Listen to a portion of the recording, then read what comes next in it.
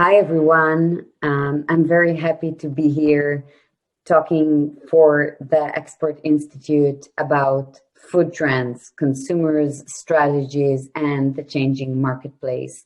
I am Hamutal Schieber. I am the CEO of Schieber Research, a New York-based market research company. We also have offices in Israel and work with many international companies in consumer goods and other industries on trends, innovations, understanding what shifts are occurring in the marketplace or are going to occur. So we will discuss food trends, the consumer's strategy, and COVID-19. Now, more than ever, consumers need our help. They need retailers, marketers, companies, manufacturers to help them understand what they are doing. The megatrends that we look at, and as I explained, it stems from analysis of consumer needs, marketers, technologies, startups, and macro trends. So what's going on in the market includes the following megatrends that Schieber Research has identified. First of all, mindfulness. Second, stress-free. Third, community. And fourth, experience. I'm not going to dive into each of the trends that comprise these megatrends. I will just mention them because we don't have a lot of time today. You're very welcome to always contact me if you want any further explanation. So one disruptors you may have heard of that comes into the picture now is, of course, COVID-19. This pandemic really affected everything consumers did, wanted, thought they needed in the past years. But did it though?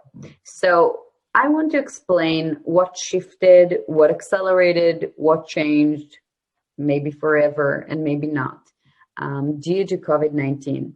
And again, one of the things about megatrends is that they are not going anywhere. Megatrends are needs and wants of consumers that are long-term. They are not fads, they're not even trends.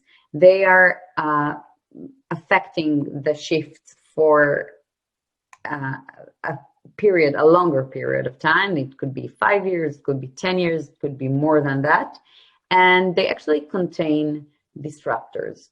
So when we talked about all of these things before COVID, we can continue talking about them now and again see where there are shifts and where we need to maybe change our strategy, our marketing strategy, our innovation strategy, etc.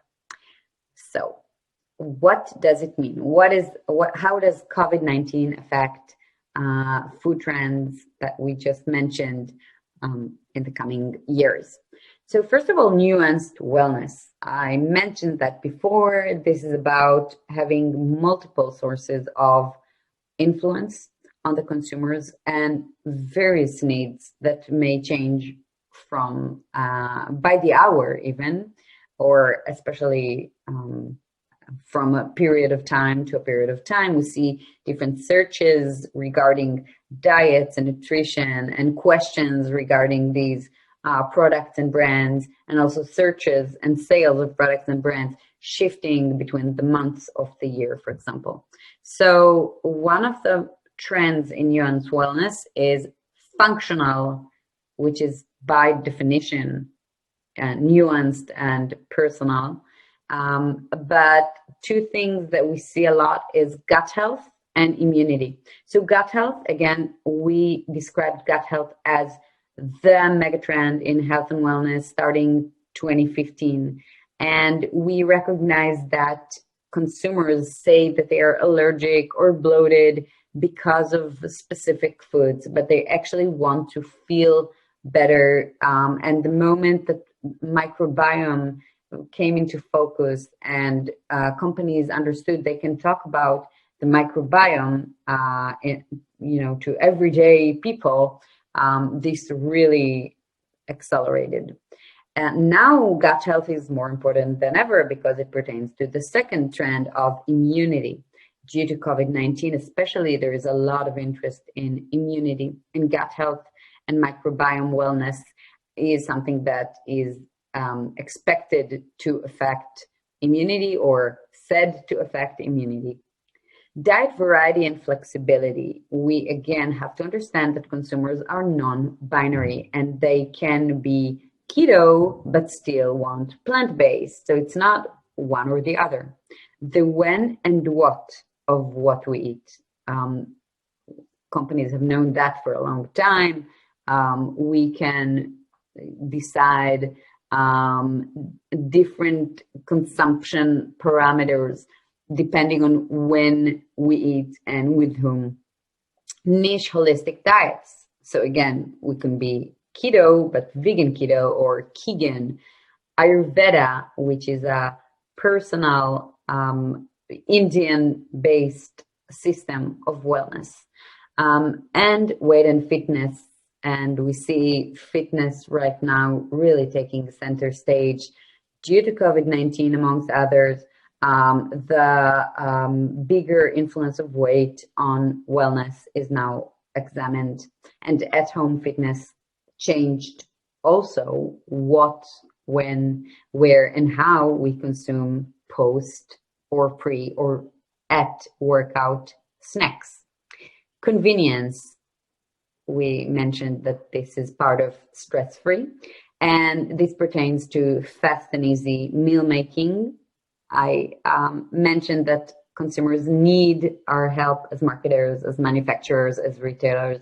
So ideas, kits, solutions for feeding a family that is suddenly more at home and eats out less due to the situation, but also generally because we have less and less time trying to balance everything in our lives. E-commerce and D2C brands, D2C direct-to-consumer brands.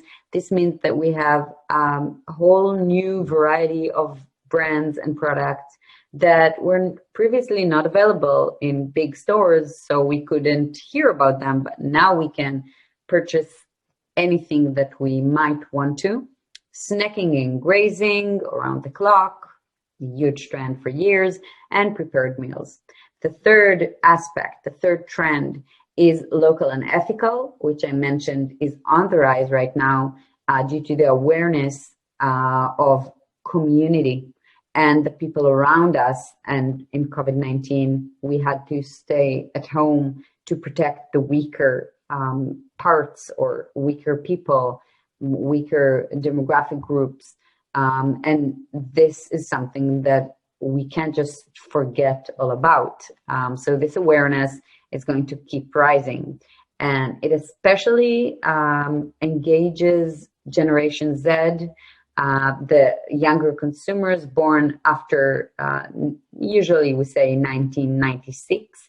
And they are a lot more aware of the need to help others in need. They really care about factors and affecting environment, animals, and communities.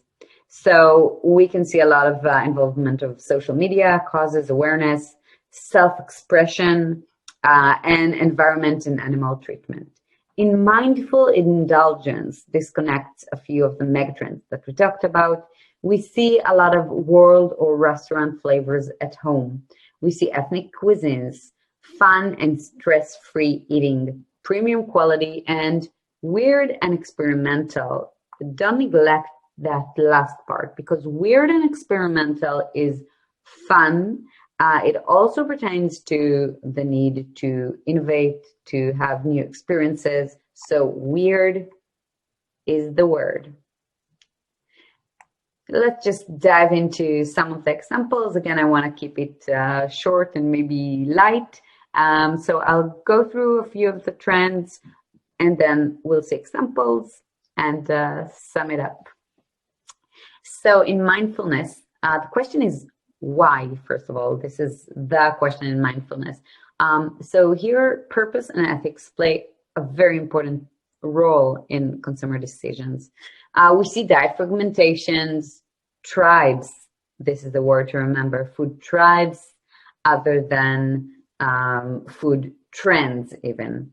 What do we see? Functional food, gut health, stress-free, focus, and energy. We see a lot of plant-based protein, and I'm going to talk about plant-based because this is a huge trend that affects everything.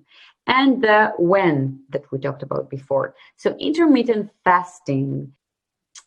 And if we look at type of diet followed, we can see that it's kind of everything. We have clean eating, we have intermittent fasting, ketogenic diet, keto, low carb, carb cycling, which is a new thing that you would think that consumers cannot grasp because it's very complex, but consumers today understand very complex and nuanced wellness concepts.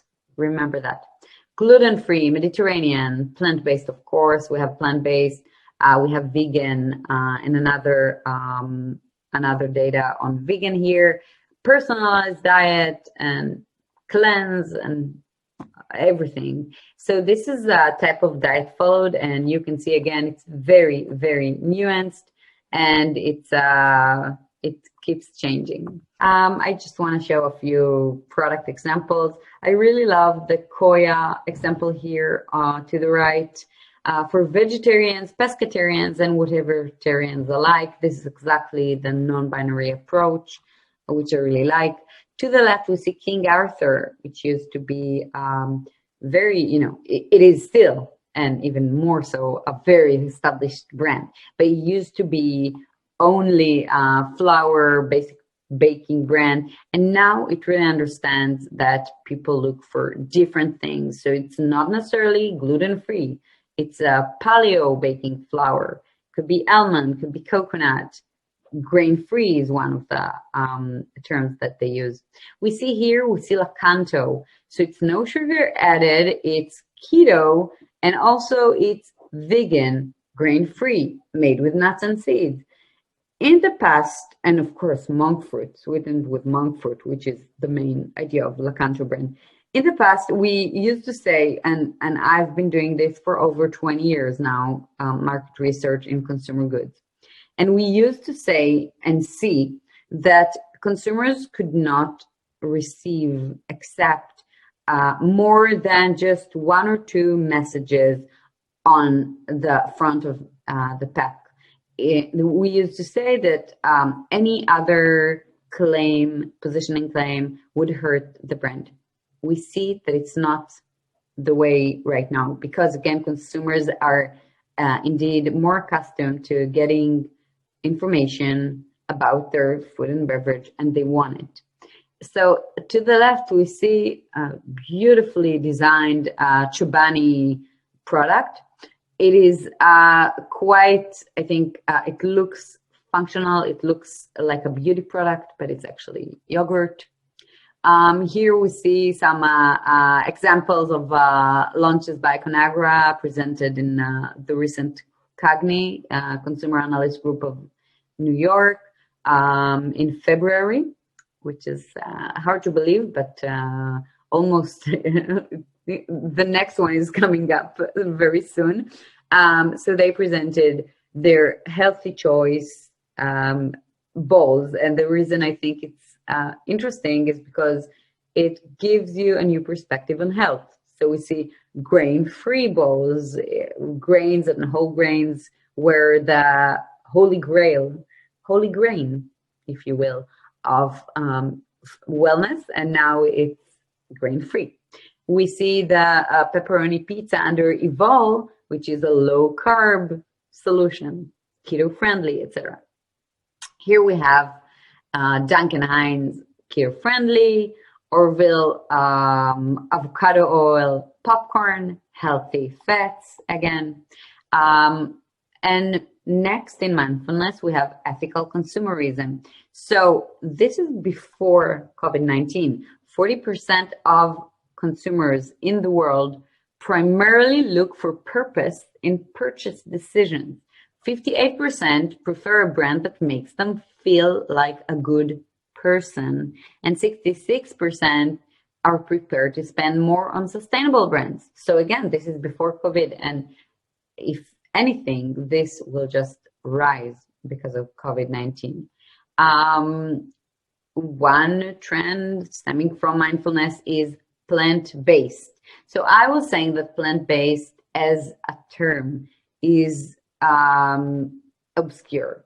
And what I mean is that, again, there are many interpretations of what plant-based is. But what we want to remember is, first of all, flexitarians are the main drivers of plant-based diet. They're not committed to being plant-based. They can be vegan at home and only eat meat away from home. They can be, or the other way around. They eat plant-based whenever they want to. It's eating food that doesn't necessarily have animal products in it. So people prefer to minimize or eliminate even their animal consumption due to purpose, ethics, and a lot of times environment. And this is something that is just growing. But we need to remember that 90% of plant-based protein consumers also consume meat, which means that they want protein, they want selection, they want availability, and protein is one of the biggest trends here. Okay, and remember that plant-based now is in foodie zone. So fun, indulgence, eating plant-based does not mean consumers also want to eat sugar-free or anything else. But at the same time, it doesn't mean that they don't care about other trends when they eat plant-based. So tread with caution. Maple Leaf said, what was said about protein, that the overarching trend is protein. Consumers in North America, in this example, want more protein, but it doesn't mean that they want more animal protein. It's the other way around. They want more protein and they don't want to consume more animal-derived protein because of their search for protein. So here are a few examples. To the right, you see a direct-to-consumer brand called Nugs. And I just love their marketing language. They are marketed as an appliance or device, not very foodie. I wouldn't recommend necessarily doing that, but it does grasp attention and it's very cool.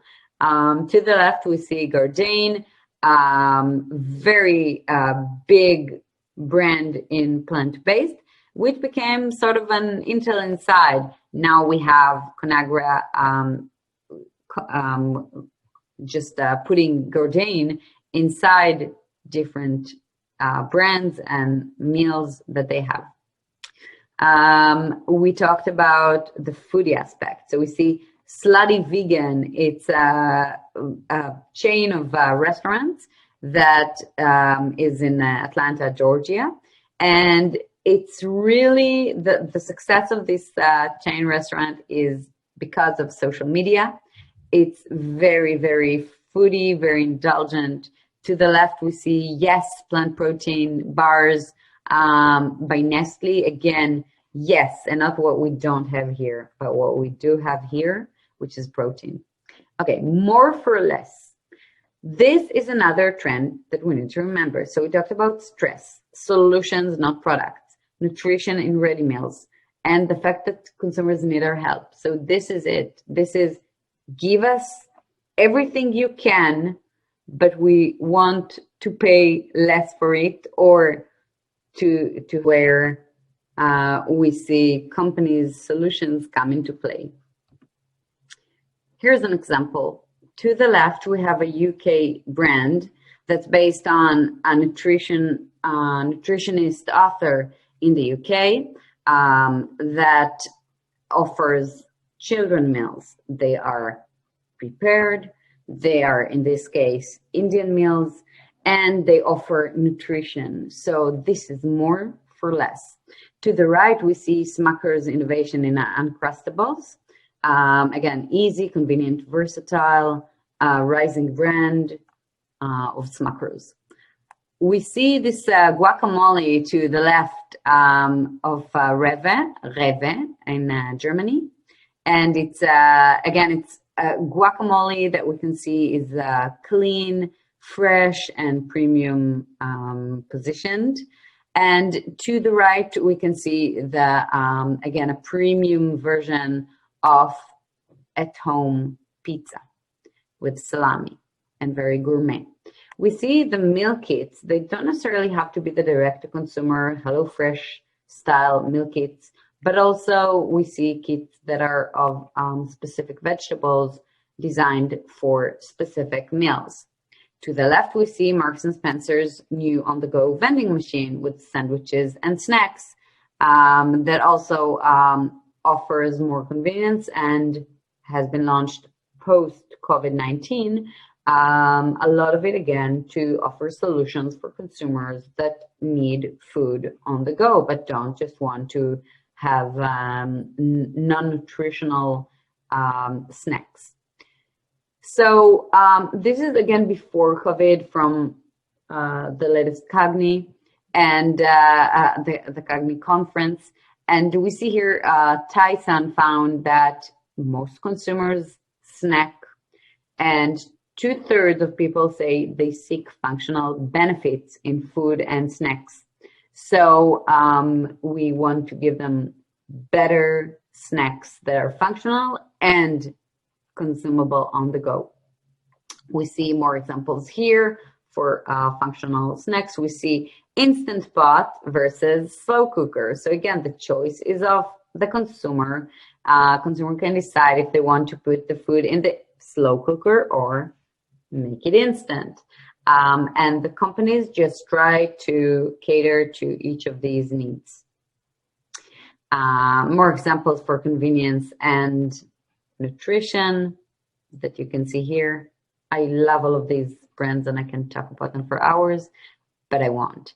Back to basics. So this is part of the clean community. Everything has to do with back to basic.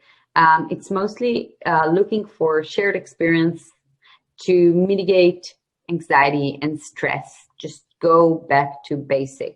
So in food, we see clean label, less ingredients, more natural, safe, trusted, all of that. Some of it also pertains to organic, which is the basic and natural of them all. So in Back to Basic, we see this Happy Baby brand farmed for a future. We see Panera Bread saying that 100% of the food is clean. We see Rhythm, snack brand, rising snack brand, emerging brand, that's talking about cauliflower bites in different flavors instead of processed snacks as they are perceived. We see a lot of pasture raised, better for the animal, better for the environment. So this is something that also has a new kind of graphical language that we can see here. Lesser Evil popcorn, which talks about mindful moments. Built to share. So we have tapas, we have this Haagen-Dazs. Again, this is part of being in a community and sharing with others and connecting through food, which is really important when you come to think about it, the connection through food. And again, if we talk about basics, it's how we feed the people that we love. Local, again, part of basics and community. We see some collaborations, in this case on emerging brands, such as my beloved Miyoko's, which is a vegan creamery, it's called, a cheese manufacturer, a plant-based cheese manufacturer, that collaborated with a wine maker, a vegan wine maker, And they have this collaboration pertaining to marketing and bundling of products. To the right, we see other great brands of, such as Justin's, Purely Elizabeth. Some of them are better known and some are less, that are saying, we are going to collaborate as brands and give consumers better food that they need right now and that will make them happy. So collaborations are a big part right now of marketing. Local and sustainable. You can see here how local and sustainable is being marketed. To the left, we see support America's farmers in a limited time or limited batch product, which is Chobani. This is in the USA before the pandemic.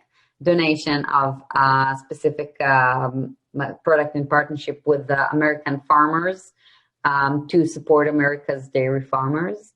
And we see Annie's mac and cheese, also talking about farming partners. And to the right, we see a new product by in France, which shows you the farmer that farmed the chicken. So, of course, this also pertains to animal-based products, as we see here in all examples. Shared purpose. It's about organic.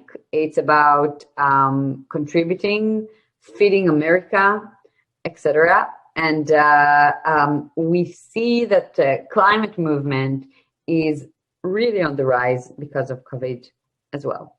So in Clean Label, we see the examples that we all know, just 3 ingredients, or this is all you have here, the chickpeas, the garlic, and the dried tomatoes and basil. So it's all very clean and basic. Foodie experience. Indulgence continues to reign. Comfort food is super important because people are stressed.